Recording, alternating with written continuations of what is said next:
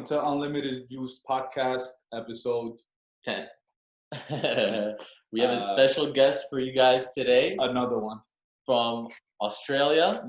Adele, thank you so much for being with us today. All the way from Australia. All the way from Australia. We're expanding. Meeting new people. Thanks for having me, boys. Thanks so much. Yeah, awesome.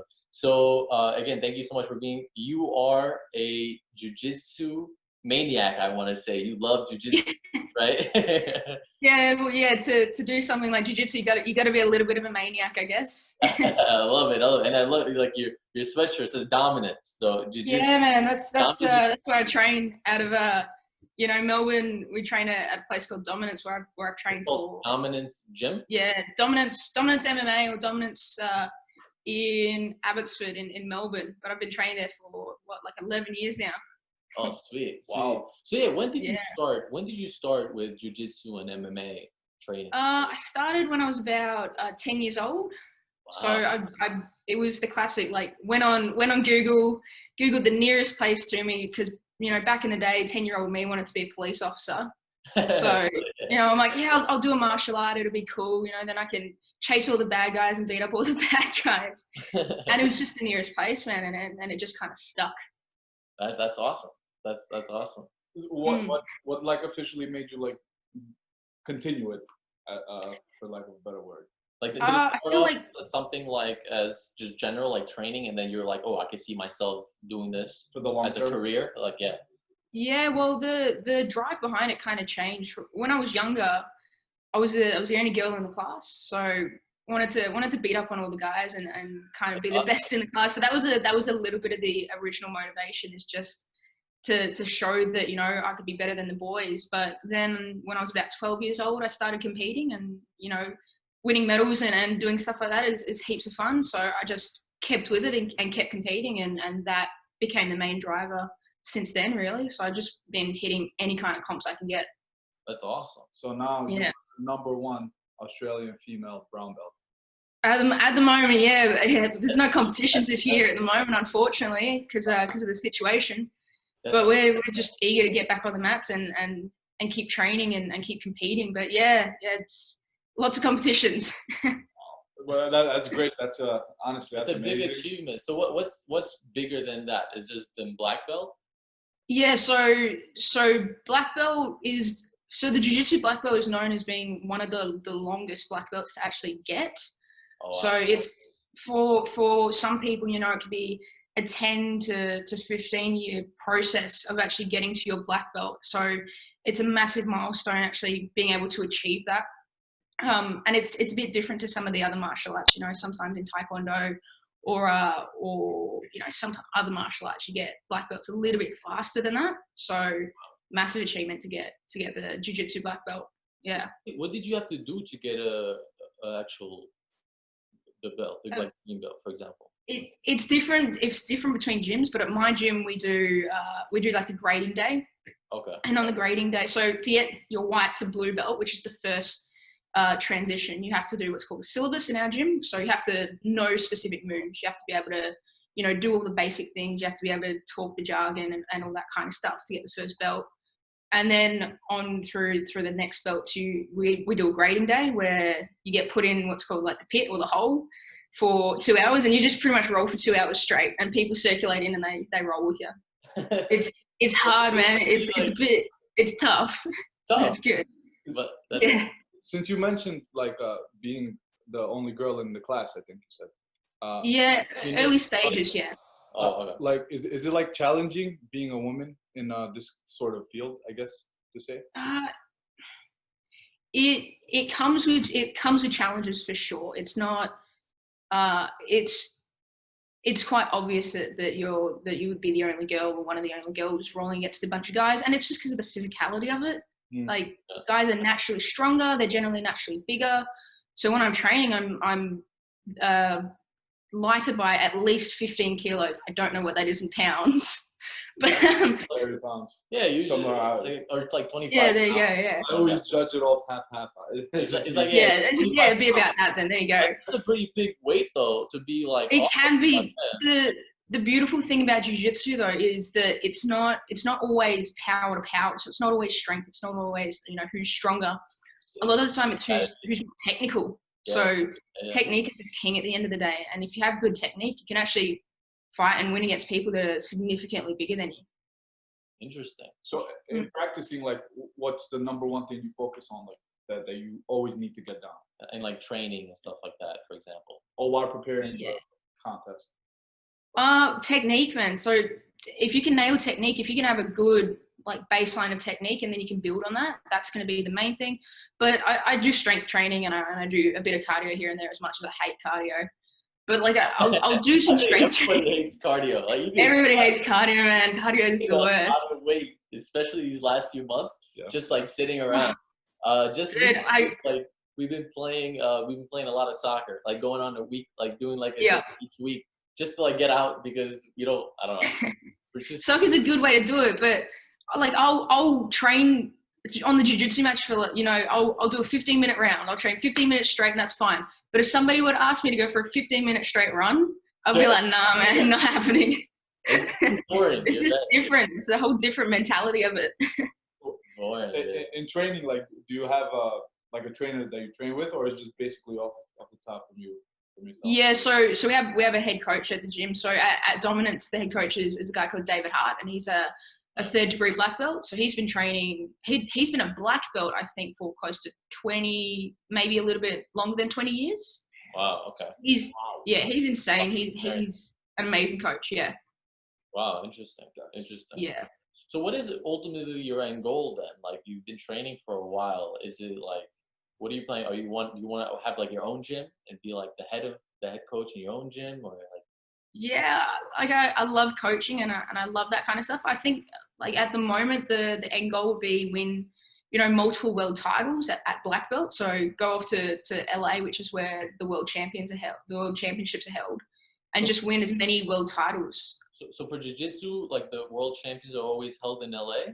Always held in LA. It used to be in Brazil from memory, but now it's held in LA. A lot of the big comps are actually in LA. It's huge there. Yeah. So then what do you have to do as far as like to compete? Do you have to have like some type of experience, or you just have to like sign up? How does it work? It depends what competition. So for the world championships, it's just to sign up. So all you have to do is sign up and they'll put you in a division and they'll bracket out the division. Okay. Yeah. So, but for other competitions, some of them you need to get a spot in them. So there's a massive comp at the moment that's called the 80cc comp. And that's again one of the biggest comps in the world, and you have to actually get a spot in that. You have to win your spot in that event. But that's the next goal. That's the next goal. Okay. Yeah, that's it. Yeah, for sure. Yeah. Are you like a big fan of UFC or not? Or like MMA? Yeah, I love UFC. Like I love watching UFC. I love watching the girls divisions as well, just to obviously see exactly. Love it, man. Just to see what the girls can achieve, man, because they're animals there, man. They train every day, all the time. They're so strong. They're insane. I actually on the podcast we did episode 5. We did actually an episode about dangerous sports and like UFC in general. And we spoke about like Amanda Nunes, such a phenomenal fighter. I think her and like there's a lot of female, I guess, MMA fighters that like Ronda Rousey, big names, right? So I think it's really like they made the sport a lot bigger, like the women, and made the sport a lot bigger as well. For sure, yeah. So I think that it's really cool that we had the opportunity, especially with Ronda Rousey, to actually make that breakthrough and draw the attention to the female fighters, because they were struggling for a bit there to actually get a name for themselves or spots on the cards. So it's really good that they were able to break through and get the attention that they definitely deserve after working their butts off for that. Well, actually, on the episode, I was saying like how messed up it is, how underpaid these fighters are, how much they it's their bodies, their faces. I think UFC in general, they're a little bit underpaid. I'm not talking about the biggest stars, but I think. But the women are getting paid pretty well as well, though. Like in the UFC, especially like the big names, they do get paid. Because there's a lot of viewers. I feel like there's always space to be able to pay them more. At the end of the day, they're putting their bodies on the line. And then you see boxers, for instance, that are getting paid ridiculous amounts of money, like just insane amounts of money. And hopefully the UFC can get to that point where where the fighters are actually getting paid. Competitions you do, or do they also pay well? Let's say if you were able to win, like these jiu-jitsu competitions. Some of them do. Some of them, unfortunately, there's not a crazy amount of money behind the jiu-jitsu competitions. There's some that will pay a little bit of money. So there's a competition in Abu Dhabi that's got a little bit of money behind it. Yeah, it's hard to pay so many fighters when there's so many divisions in big comps, but you can go into super fights and do events where there's a little bit of money behind it, but still not a crazy amount. It's hard to just make a living on doing competitions. You'd have to do things like seminars or own your own gym to actually be able to make money with it at the moment. Or like maybe help train people. Exactly. Yep. Like, so have you ever thought about like going into MMA and like really, because I mean, you're young, right? I mean, I don't know. I'm 20, 10, 21 this year. Oh, that's wow. That's so awesome. Like, what, 10 years now almost? Well, I've been training jiu-jitsu. It feels like I've been training jiu-jitsu half my life right now at this point. Wow, which is amazing. Yeah, it's crazy. It's crazy when you put it in that kind of way. Yeah. But I would love to get in the cage, man. At some point, I want to tick that off and at least do 1, 2, 3 cage fights. It's not my main priority at this point in time. It's not the main focus. But it's definitely something I want to tick off just to kind of get it off the bucket list as well. Yeah, that's pretty cool. I mean, how do you have to go through the channels though? Like, do you have to do you reach out to somebody, or do you have to kind of do like some maybe low, like entry level fights, and then I'm guessing work your way up? Or? Yeah, it's a bit like that. So you can register to do some low level fights where they're not pro level. So there's a little bit of padding, there's a little bit more safety. The rules are a little bit restricted on those fights. And then, if you perform well, or if you do a few of those and you perform well in those, then you can start going to some pro level fights. Still like really low level, and fighters are barely getting paid. But the rules open up a little bit. So, there's no padding. So for amateur fights, a lot of them have shin pads. So when they're kicking, they're still padded. And I think there's either no kneeing or no elbowing, something like that. Yeah, and then you go to pro level fights. In the pros, I mean, exactly. Like you can't knee them if they have one of their legs like down or their knees down. So but like it's allowed to knee them or to do leg kicks and stuff like that without obviously. Yeah, exactly.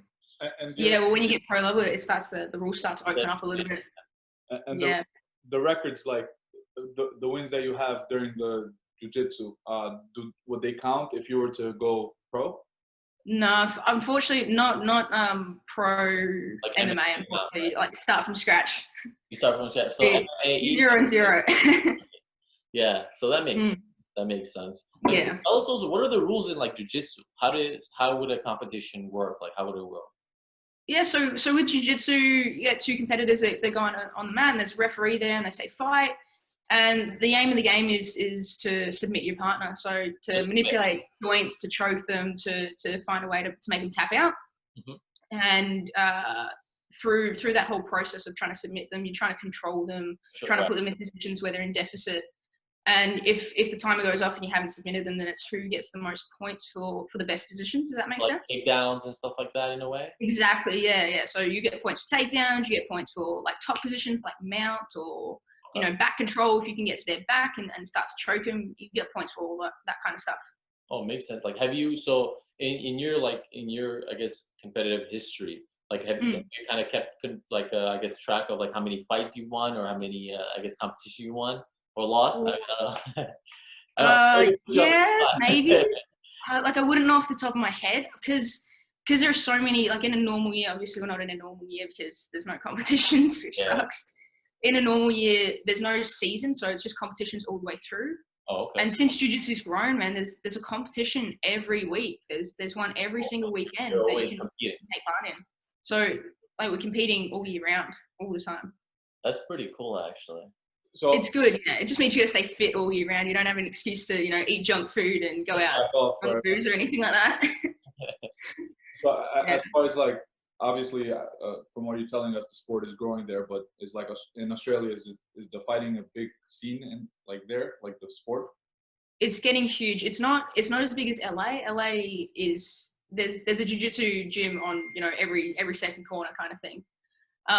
But it's getting huge in Melbourne specifically, and there's a lot of really good, really talented fighters coming out of here. So I don't know if you guys know much about the jiu-jitsu scene, but maybe you've heard of a guy called Craig Jones, who's come out of Melbourne. He's a guy that is just smashing all the international competitions. Oh, really? And he's actually training. He's trained at GSP and some other MMA fighters, I believe. Yeah. So he's making a name for himself. That's pretty cool. So is his plan like to go into UFC or like MMA at that point? After you win so many competitions, is that ultimately the goal of like a jiu-jitsu fighter? It depends. It depends on the guy, but I feel like a lot of jiu-jitsu fighters will stay in their jiu-jitsu kind of element. Yeah, because there's a lot that goes into MMA. It's not really just the grappling and, No, it's not. No, exactly. That's part of it. If you have that down, that's pretty great, right? You hear about these guys that they're just phenomenal with grappling like that. But yeah, well, high-level grapplers, like they're amazing. Their technique's amazing. There's a couple of guys that are high-level grapplers that are going into the UFC or the MMA scene. But a lot of them are kind of staying put where they are in the jiu-jitsu scene, because I can't imagine they want to be getting smacked in the head. Yeah, that's true. So it's that kind of thing. How many submission moves do you like practice on, or like do you know like that? If you think about it, like there's submission moves from like any position you can think of. There's at least 5 different submission moves. But I got a handful that are my favorites. I love arm bars from pretty much any position. I love good chokes from most positions. Like my go-to is arm bars. So I love arm bars. Arm bars? That's Well, what is the toughest submission move? As far as so I feel like the most technical submission moves at the moment are like leg locks and things like that, because they're beginning to get a little bit more intricate in the fights and how to actually do leg locks. So leg locks. I'm so sorry, guys. I think we've seen in recent MMA events, like they had like a leg submissions and stuff like that. Yeah. So they have leg locks. It's sometimes like they're not as. You don't even know what happened. Like the guy got. Yeah. No, it's because very quick. They come out of nowhere for sure, and especially in MMA when it's such a fast-paced, dynamic kind of sport. They come out of nowhere, and generally you see it against like really high level. You see the really high level jiu-jitsu guys pulling off these really weird, knee bars or ankle locks or whatever it might be. Which is interesting. Actually, I don't know how realistic it is, but I've seen a 2006 movie, Never Back Down. I don't know if you're familiar with it. I haven't seen it. No, sorry, man. It's about like jiu-jitsu and like MMA. Yeah, basically mixed martial arts.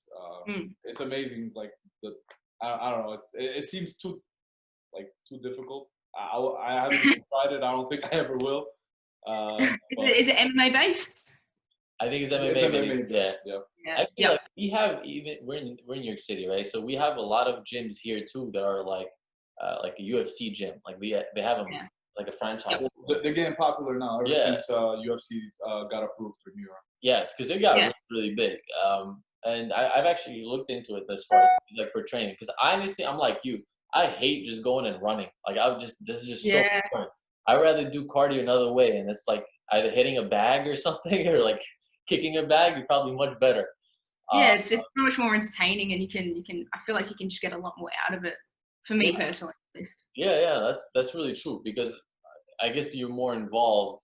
I mean, just saying like running, you go running, but it's not really the same. Yeah, well, there are people that can just run and run and run. I got a friend that's an ultra marathon runner, and for fun he'll run 20 Ks. And I don't understand how he does it, because I'll be running like 4, maybe 5 Ks and just be done by then. But he's out running 20 Ks, and if he's feeling really up to it, he'll be running 40 Ks. He's insane. He's absolutely insane. Yeah. Oh my god. So but it's funny though, because then he gets on the jiu-jitsu mats, this ultra marathon runner, then he gets on the jiu-jitsu mats, and it's just so different, man. And then you see him getting tired after a few rounds, but that's normal. It's just such different cardio, I feel. So how many rounds are in the jiu-jitsu match, or like how many minutes they allow you? Depends when with a competition, it's just 1 round, and depending on what belt, the time difference changes. So for a brown belt, I think it's 8 or 9 minutes, somewhere around that. So it's an 8 or 9 minute bout. Black belts are 10-minute bouts for the world championships. But again, it changes depending on what competition you're doing. Wow, interesting. What's like the biggest stage you've performed on, like meaning like crowd wise? Well, I've competed at Worlds a few times. A couple of years back, I've done it a few times. But like event wise, I did a super fight about 1 or 2 years ago about that, and that had a few people there, and that was a ticketed event, so people came in to watch the fighters. What is it? What is it? A super fight, you said? Yeah, so a super fight is like an event. It's like almost like a performance where people pay to come in to actually specifically watch the fights. Very cool. Yeah, it's good fun. It's, you know, lights and cameras and shows and all that kind of stuff. It's the whole thing. I'm sure also it gets like to know, you get to know all the fighters. They like the fans get to know you. They come to watch you. So that's pretty cool. You get to see how big the community is and all the support for it as well. Yeah, how many people are part of your gym? Like, is there a lot of people, I guess, in Melbourne that are into jiu-jitsu or? Yeah, well, at where I train, we actually have 3 locations that are dominance gyms. But where I train, there's so many students. There's a lot of people, and I happen to be from one of the bigger gyms, so we have big mat space where we can have lots and lots of students. But yeah, we have lots of guys on the mat, like hundreds kind of thing. I'd just like to point out, I definitely want one of those sweatshirts. Cool. I'd like to send you one to New York. They're great. We'll have to. That way you can walk around and everybody knows you're a fighter. That's awesome. Everybody knows not to mess with you. Yeah, that's awesome. We'll definitely set it up. I'm extra large. So. Okay, yeah, sorted. So we're definitely gonna have to set that up. That's pretty cool. That's pretty cool. So, like, have you ever visited America or not? Yeah, so we go to America. When I say we, like me, myself, and the team, we go to America once, maybe even sometimes twice a year, generally. Oh, okay. So we'll go. So Worlds is every year, so we'll go up to Worlds every year. So you go to LA then, pretty much. LA, yeah, mostly LA. I've been to New York and love New York, and there's some really good training in New York as well. Oh, nice. And it's awesome. But mostly LA. So I've done LA more times than I can count, to be honest. But it's never fancy LA. It's always like dodgy Airbnb, you know, super cheap because we're fighters. We don't have money, so we're just trying to get by, kind of thing. But that's how you start. I mean, I think it's part of the story, right? So just keep doing what you're doing, and if you know, you'll make it. Exactly. Is key. You just gotta keep grinding through the early stages, I feel. I know, yeah. So tell us also, how do you start your day? Like whenever like you're training or maybe competing, like what do you do normally? So on a normal day, so I train 6 days a week, and generally it's around kind of I'll coach for about 2 hours a day, and I'll train for about 3 hours a day, about that. Oh, pretty cool. And all the training is at the back end of my day. So generally when I wake up, I'll get some work done. I'll do some university work because I'm at uni at the moment studying. Oh, trying to do everything. You're also in school. Well, also trying to get a degree as well, just in case everything falls through. Yeah, listen, that's how we were. Like we I don't know about, but me and Aris, like we're not really fans of school. But then again, like I think you need a degree just to have it. Yeah, I didn't, so still I can't agree with you guys. But no, it's like you need it honestly just to have it. Like it's just to have it, honestly, and even my point in finance, and like you really don't need a degree, but it is what it is. You know, it depends on your line of work. You're right. Absolutely, it's one of those things. I'll complain about uni every day. Every day I'm doing it, I'll complain about it. But at the end of the day, like part of me knows that I should probably get a degree and do it. If for no other reason, then it's there just in case. So, you know, piece of advice for any fighters, if they can fit it into their schedule, because I know that some fighters can't, but if they can, then it's always worthwhile to be studying and learning and growing as well, for sure. That's cool. Is your family also very supportive of you as far as like, you know, being a jiu-jitsu fighter and kind of being absolutely. They you know, they've helped me travel. They understand that I train really late, so you know I'm not home a lot of the time. They're super supportive. It's really funny though, because my mum My mom loves going to the competitions. She loves yelling on the side of the mat. She's got no idea what she's looking at, but she's screaming her ass off. Just so supportive. Not like no idea what she's hilarious. And then my dad gets nervous. So sometimes he'll come and sometimes he'll watch, but he gets more nervous than my mum does. He's just like worried for me all the time. That's pretty cool. Have they ever come to see you like in LA, or like travel to the US to see you? Or? Yeah, they came a couple of years back to watch the World Championships when I was purple belt. They came to watch, and again they were yelling at the sidelines. Cool. But they can actually, they can, like, you can watch it online. So there's Flow Grappling, which is the streaming service for jiu-jitsu events. So big jiu-jitsu events like the Worlds actually stream on a website called Flow Grappling, so people can watch it from home. Oh, that's pretty cool. Yeah, which has been all the events get streamed online. That's really nice. Yeah, you have to pay for a membership to watch it, but you can see most of the fights. And you know, if you like a particular fighter, you can go back and watch all their fights as well. Oh, that's a great way of like expanding too. Yeah, it's good. Yeah. It's good if you have somebody that you particularly like and you can study their moves and you can kind of learn from that. Yeah, I think the MMA world as well. Like, I mean, I don't want to say recently, but that's what they're doing as well. Like UFC and all these promoters, like they know that that's a really big market as well, especially for the public. Like to really go back and watch, you know, big fights and stuff like that. So creating that, I think that's really, really cool. That's nice. Yeah, I think they're beginning to understand that people live busy lives, so they need to be able to have access to watch it when they feel like watching it. Yeah, how much has jiu-jitsu grown though over the years? Like, I want to say maybe last 10 years or last 15 years, because since you've been a part of it, you know. Yeah, I want to say in Melbourne, it feels like it's at least doubled in size and in students wise and just in exposure. I feel like LA, it's always been huge, but it's still building and there's still gyms popping up kind of every week. But since I started, it's at least doubled, at least. Oh, that's pretty cool. Especially in the female jiu-jitsu scene, that it's a lot of female jiu-jitsu. Getting momentum now. Are there a lot of female jiu-jitsu fighters in your gym? Yeah, we have a few. I'm the highest ranked female fighter from our gym. Oh, nice. But we have some beasts in the gym, like absolute killers that are there that are coming up in the ranks, and you know they're giving me a hard time when we're training. Yeah, that's cool. Absolutely, man. They're scary. You know, I gotta watch out with them. That's awesome. That's awesome. Hey, we love the competitions, right? So. Yeah, absolutely, man. You know. What about you? To get a little personal life. You were born in Australia or you moved there? Born in Australia, so born in Melbourne. Live in Melbourne. I've done a little bit of travel, so most of my extended family's from Adelaide. So originally my family's from Adelaide. Mum and dad grew up there, and they moved down to Melbourne. Okay. But I've lived all my life in Melbourne. I've been lucky enough to do quite a bit of travel though. So I've seen parts of the world, which is, you know, I'm very, very lucky in that way to be able to have a worldwide view on some things. Do you see yourself staying there, or do you see yourself like coming to the US or like? I'd love to do a little bit of time in the US. Just like the training there is amazing. I'd love to spend some time in the US and get some training done there.